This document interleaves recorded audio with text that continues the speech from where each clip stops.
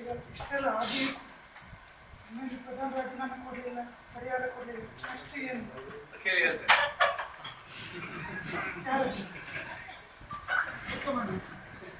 ಈಗ ಸಂತೋಷ್ ಜೊತೆ ಕಾಂಗ್ರೆಸ್ ಹತ್ತಿರ ಆಗಿದ್ದಾರೆ. ಯಾವುದು ಇಲ್ಲ ನೋಡಿ, ದೇಶದ ವಿದ್ಯಾರ್ಥಿನಿಯರು ಮುಖ್ಯ ಉದ್ದೇಶ ಇದು ನಾವಲ್ಲ, ಈ ದೇಶದ ನಾವು ನೀವು ಎಲ್ಲರೂ ಕೂಡ ಅದ್ರ ಜೊತೆಲಿ ಇರಬೇಕು. ಒಂದು ಅವರಿಗೆ ಪರಿಹಾರ, ಎರಡು ನೈತಿಕ ರಾಜ್ಯ ಕೊಡ್ಬೇಕು, ಇನ್ನು ಮುಂದೆ ಈ ರೀತಿ ಆಗ್ಬಾರ್ದು ನೋಡಿಕೊಳ್ಬೇಕು. ಈ ಮೂರೇ ಇರುವಂಥದ್ದು. ಯಾಕೆ ಹಠಕ್ಕೆ ಬೀಳ್ಬೇಕು? ಯಾಕೆ ವಿದ್ಯಾರ್ಥಿಗಳು ಒಂದೊಂದು ರೈತರ ಒಂದೊಂದು ನೋಡಿ ಪಾರ್ಟಿಯ ಜೊತೆ ಯಾವುದು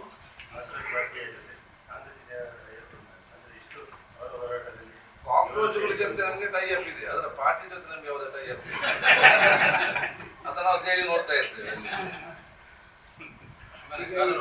ಇದ್ರದ್ದು ನಿಮ್ಮ ನಿನ್ನೆ ಕುಮಟಾದಲ್ಲಿ ನೀವು ಆಕ್ಸಿಡೆಂಟ್ ಇದರಲ್ಲಿ ಅದ್ರಲ್ಲಿ ಇದು ಹೋಗ್ತದೆ ಈಗ ಅದು ಯಾಕಂದ್ರೆ ನೀವು ಹೇಳಿದ್ದು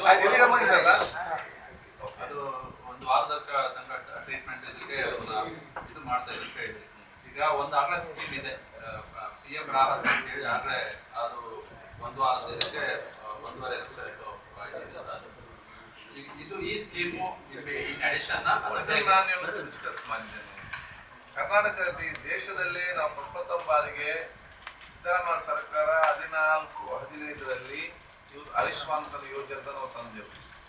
ಆಯುಷ್ಮಾನ್ ಯೋಜನೆ ಇಟ್ಸ್ ದ ಫಸ್ಟ್ ಟೈಮ್ ನಾವು ಆಕ್ಸಿಡೆಂಟಲ್ ಇನ್ಶೂರೆನ್ಸ್ ಸ್ಕೀಮ್ ನಾವು ಇಡೀ ದೇಶದಲ್ಲೇ ತಂದದ್ದು. ಅದನ್ನು ನೋಡಿಕೊಂಡು ಕೇಂದ್ರದಲ್ಲಿ ಇವತ್ತು PM ರಾಹತ್ ತಂದಿದ್ದು.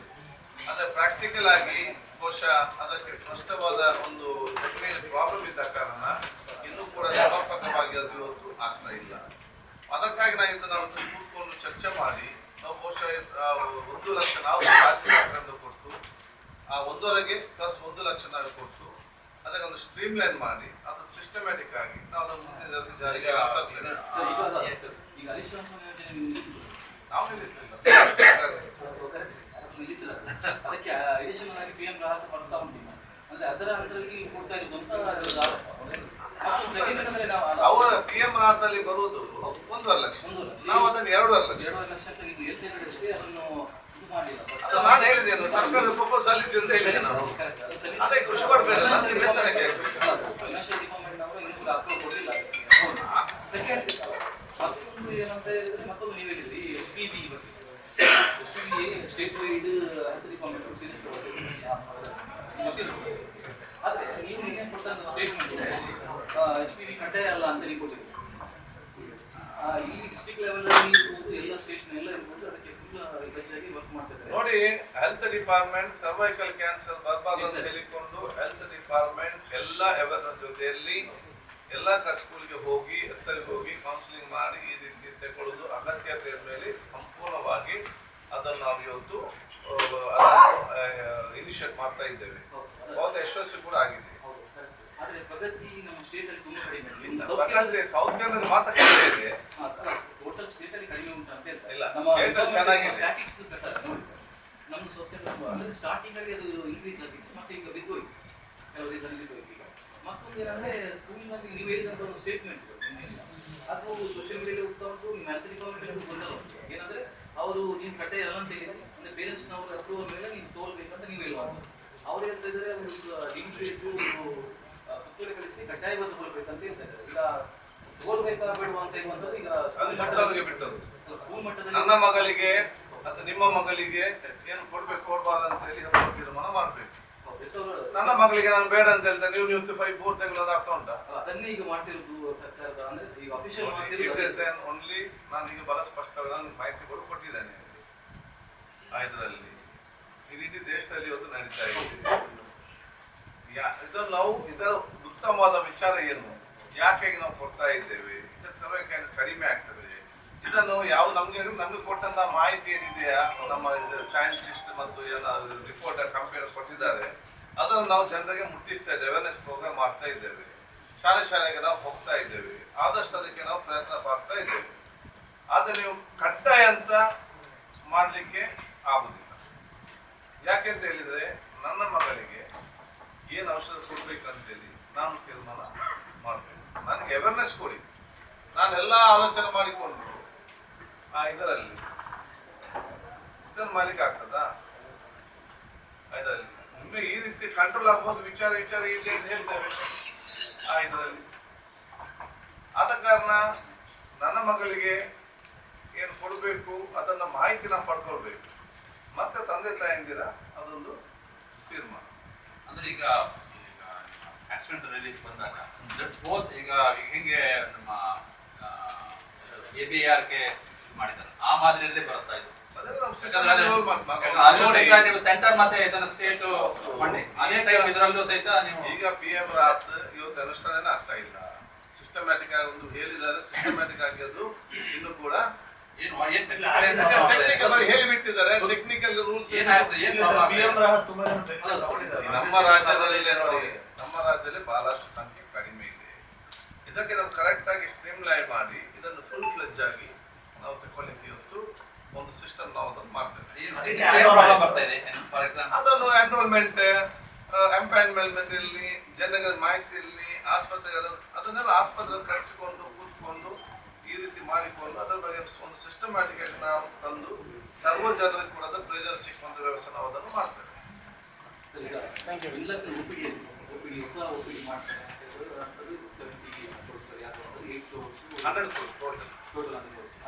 ವಿರೋಧ ಉಂಟು ಅಂತ ಯಾಕಂದ್ರೆ ಅಲ್ಲಿ OPD ಇದು ಮಾಡಿ ಅದು ಕ್ರಿಟಿಕಲ್ ಕೇರ್ ಅಂದ್ರೆ CCBಗೆ ಹೋಗ್ತದೆ.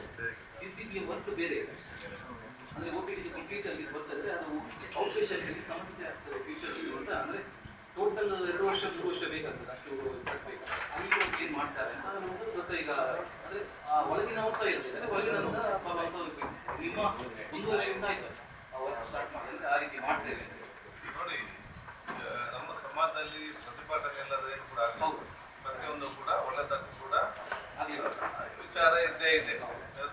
ನಾನು ಹೇಳ್ದಲ್ಲ, ಇಂದಿರಾ ಗಾಂಧಿ ಅವರು ಕಲರ್ TV ತಂದಾಗ ಕೂಡ ಪ್ರತಿಭಟಿಸಿದ್ರು. ಈಗ ಪ್ರತಿಭಟನೆ ಮಾಡಿದವರು ಇವತ್ತು ಮನೆಯಲ್ಲಿ ವೀಲ್ಚೇರ್ ಕೂತ್ಕೊಂಡು ಫ್ಯೂಚರ್ ನೋಡ್ತಾ ಇದ್ದಾರೆ ಇದರಲ್ಲಿ. ಆದ ಕಾರಣ ಬೇರೆ ಬೇರೆ ರೀತಿಯಿಂದ ಸೊ ಇಲ್ಲಿಯೂ ಕೂಡ ನಾವು ನಮ್ಮ ಊರಿಗೆ ಅಗತ್ಯ ನೋಡಿಕೊಂಡು ನಾವು ಒಂದು art of the excellence of the ಒಂದು ಸಂಸ್ಥೆ ನಾವು ಮಾಡ್ತಾ ಇದ್ದೇವೆ. ಏನು ಅವರ ಪ್ರತಿಭಟನೆ, ಏನು ಅವರ ಅಭಿಪ್ರಾಯ ಇದೆ ಅವ್ರು ರೈಟಿಂಗ್ ಅಲ್ಲಿ ಕೊಡ್ಲಿ, ಬಟ್ ಸ್ಟಾರ್ಟ್ ಮಾಡ್ಲಿಲ್ಲಲ್ಲ, ರೆಡಿ ಟು ಚೇಂಜ್. ಅವ್ರು ಸಲಹೆ ಕೊಡ್ಲಿ. ಬರ್ತದೆ ಈಗ ನಾವು ಪ್ಲಾನ್ ಮಾಡಿ ಯಾವ ಬೋರ್ಡ್ ಚೇಂಜ್ ಮಾಡ್ಬೋದು. ಯಾರಾದ್ರೂ ಸಲಹೆ ಕೊಟ್ರೆ ಅದು ಏನಾದ್ರು ನಮ್ಗೆ ಪ್ರಯೋಜನ ಅಂತ ಗೊತ್ತಾದರೆ ನಾವು ಅದನ್ನ ಸಂಪೂರ್ಣವಾಗಿ ಅದನ್ನ ಅನುಷ್ಠಾನ ಮಾಡ್ತೇವೆ. ಏನು ಕೂಡ ಅದರಲ್ಲಿ ಬೇಡ. ನಾವು ಒಟ್ಟಾರೆಯಾಗಿ ಟೋಟಲ್ ಆಗಿ ನಮ್ಮ ಜಿಲ್ಲೆಯ ಜನತೆಗೆ ಅದರಿಂದ ಪ್ರಯೋಜನ ಆಗುವಂತ ಕೆಲಸ ಆಗಬೇಕು. ಅದಕ್ಕಾಗಿ ಅದು 100 ಕೋಟಿಯ ಪ್ರೋಗ್ರಾಮ್ 70 ಒಂದು ಹಾಫ್ ಈಗ ನಮ್ದು 35 ಕೋಟಿ ಮತ್ತೆ ನಮ್ಮ KMC ಅವರು ಏನು ಅವ್ರು ಹೇಳಿದ ಪ್ರಕಾರ ನಡೆಸ್ತಾ ಇದ್ದಾರೆ, ಅವ್ರು 35 ಕೋಟಿ ಕೊಡಬೇಕು. ಅದು ಕಂಪ್ಲೀಟ್ ಆದ ನಂತರ ಮೇಲೆ 2 ಫ್ಲೋರ್ ಮತ್ತೆ ನಾವು 35 ಕೋಟಿಗಳ ಕೆಲಸ ನಾವು ಮಾಡ್ತೇವೆ. ಇದು ನಿಮ್ಮ ಪ್ರೈವೇಟ್ ಹಾಸ್ಪಿಟಲ್ಸ್ ಅಲ್ಲಿ ಹಾಸ್ಪಿಟಲ್ಸ್ ಅಲ್ಲಿ 3 ಜನ ಒಪ್ಪಂದ ಮಾಡ್ಕೊಂಡಿದ್ದಾರೆ. ಇನ್ನು ಒಂದು ಬೆಳ್ತಂಗಡಿ ಸಂಬಂಧಪಟ್ಟಾಗ ಇನ್ನೂ ತನಕ ಆಗ್ತಾ ಇಲ್ಲ. ಏನು ಅದನ್ನೇನು ರಿವೈವ್ ಮಾಡ್ತಾರ, ಬೇರೆಯವ್ರಿಗೆ ಕೊಡ್ತಾರಾ ಹೇಗೆ? ಅದರ ಬಗ್ಗೆ ಯಾವೆಲ್ಲ ಇವತ್ತು MOU ಸೈನ್ ಮಾಡಿದ್ದಾರೆ, ಯಾವ ಆಸ್ಪತ್ರೆ ಸೈನ್ ಮಾಡಿದ್ದಾರೆ, ಅವರೆಲ್ಲ ಕರ್ಸನ್ನು ಮೀಟಿಂಗ್ ಮಾಡ್ಬೇಕು. ಯಾಕಂತ ಹೇಳಿದ್ರೆ ಕೆಲವರು ಯಾರು MOU ಮಾಡಿದ್ದಾರೆ ಅವರು ಸಮರ್ಪಕವಾಗಿ ಅಲ್ಲಿ ತನ್ನ ಕೆಲಸ ಮಾಡ್ತಾ ಇದ್ದಾರೆ. ಕೆಲವು MOU ಹಾಕಿದನ್ನು ಕೆಲವು ಸಂದರ್ಭದಲ್ಲಿ ಇವತ್ತು ಅಲ್ಲಿ ಸಂಪೂರ್ಣವಾಗಿ ಅನುಷ್ಠಾನ ಇವತ್ತು ಮಾಡ್ತಾ ಇಲ್ಲ. ಅದಕ್ಕೆ ಅವು ಕರೆಸಿಕೊಂಡು MOU ಪ್ರಕಾರನೇ ಇಷ್ಟು ನಿಗದಿತ ಸಮಯದಲ್ಲಿ ಅದನ್ನು ಅನುಷ್ಠಾನಗೊಳಿಸಬೇಕು. ಇಲ್ಲದಿದ್ದರೆ ಆ MOU ಕ್ಯಾನ್ಸಲ್ ಮಾಡ್ತಾರೆ. ಈಗ 4ನೇ ಇದು ಬೆಳ್ತಂಗಡಿ ಸಂಬಂಧಪಟ್ಟ ಇನ್ನೂ ಆಗಿಲ್ಲ.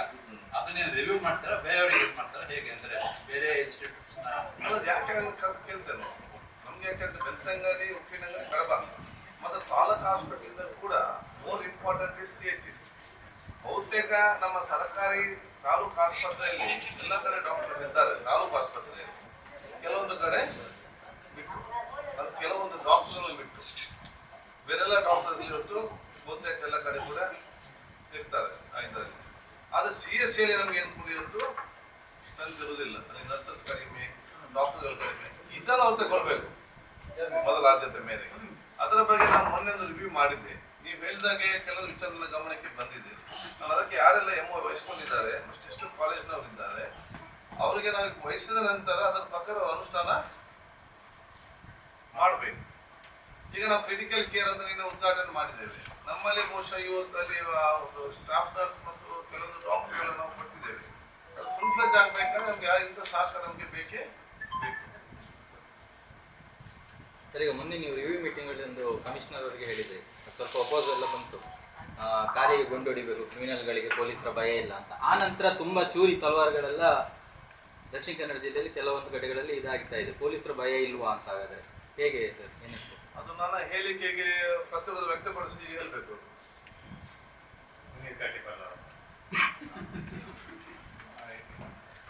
ಈಗ ನೋಡಿ, ನಾವು ಹೇಳಿದಂತ ಹೇಳಿದ್ರೆ ಇಂಥ ಒಂದು ಸಮಸ್ಯೆದೊಂದು ಪರಿಸ್ಥಿತಿ ಜಿಲ್ಲೆಯಲ್ಲಿ ಹಿಂದೆ ಕೂಡ ಆಗಿತ್ತು. ಆವಾಗ ಇದಕ್ಕಿಂತ ಜಾಸ್ತಿ ಮತ್ತೆ ಒಂದು ಆ ಕಡೆ ಈ ಕಡೆ ಮರ್ಡರ್ ಮಾತ್ರ ಅಲ್ಲ. ಆವಾಗ ರಾತ್ರಿ ಗಾಡಿಯಲ್ಲಿ ಒಬ್ಬ ನಿಲ್ಲಿಸುದು, ತರಕಾರಿಯನ್ನು ನಿಲ್ಲಿಸುದು, ಇನ್ನೊಂದು ನೋಟಿ ಹೊಡೆದು, ಇನ್ನೊಂದು ಇನ್ನೊಂದು ಕೆಲಸ ಮಾಡುದು, ಅಲ್ಲಿ ಆಗುವಂತ ವಿಚಾರ ಇದೆ.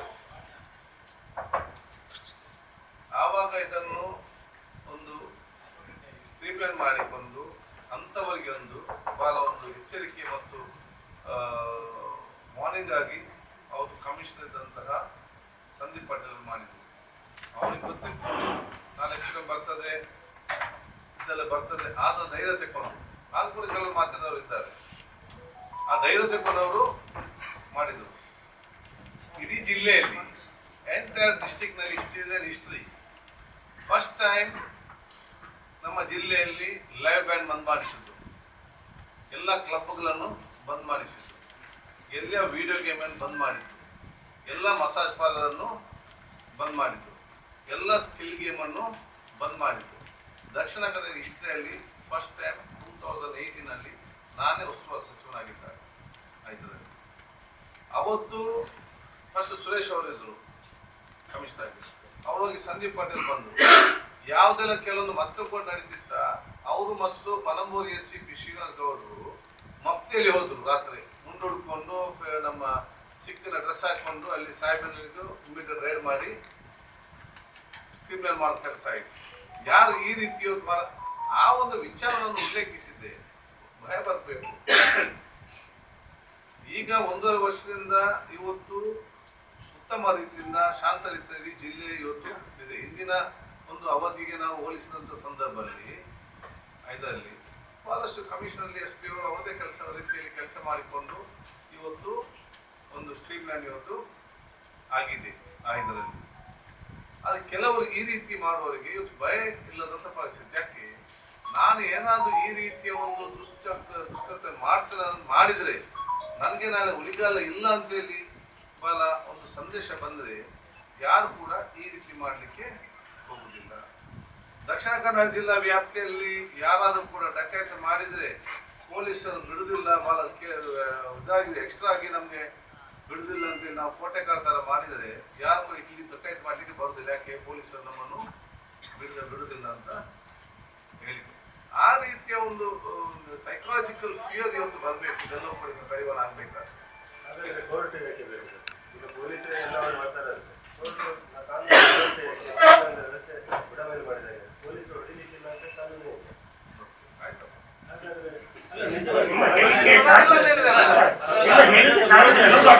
ನಾನು ಹೇಳಿದ್ರೆ ಅವ್ರು ಹೇಳಿ ಸರಿ ಅಂತ ಹೇಳಿದೆ. ನಾನು ಅದು ವ್ಯತಿರಿಕ್ತವಾಗಿ ಆಗಿಲ್ಲ.